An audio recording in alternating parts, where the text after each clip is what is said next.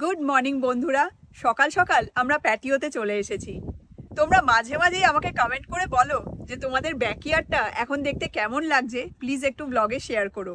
তাই ভাবলাম বসন্তের শুরুতেই আমাদের ব্যাকইয়ার্ডটা দেখতে এখন কেমন লাগছে সেটা তোমাদেরকে একটু দেখাই।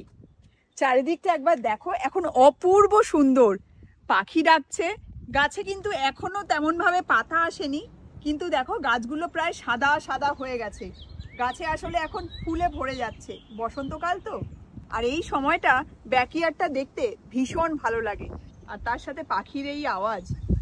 আজকের ওয়েদারটা কিন্তু ভীষণ ভালো, হাওয়া দিচ্ছে, না গরম না ঠান্ডা, তার সাথে সূর্যদেবও উঠে পড়েছে। ভীষণ ভালো লাগছে তাই বাইরে এসে।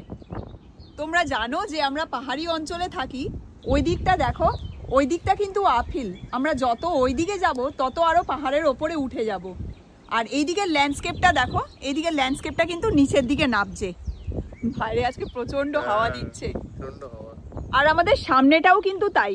সামনের ল্যান্ডস্কেপটা ওপরের দিকে উঠে যাচ্ছে, আর যেহেতু এখন গাছে পাতা নেই, পুরো স্পষ্ট দেখা যাচ্ছে। দেখো পাহাড়ের ওপরে কত বাড়ি, পাখি ডাকছে, হাওয়া দিচ্ছে, কি ভালো লাগছে। আর কিছুদিনের মধ্যেই কিন্তু এই ফুলগুলো ঝরে পড়ে যাবে, তারপর গাছে পাতা হয়ে যাবে।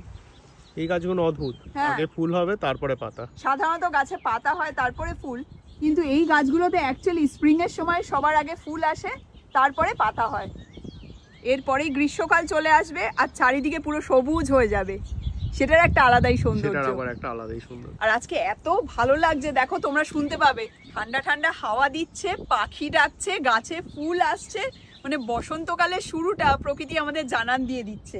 অপূর্ব সুন্দর লাগছে চারিদিকটা। তাই ভাবলাম তোমাদেরকে এখন দেখাই যে বসন্তকালে আমাদের ব্যাকইয়ার্ডটা দেখতে কেমন লাগে। চলো টাটা।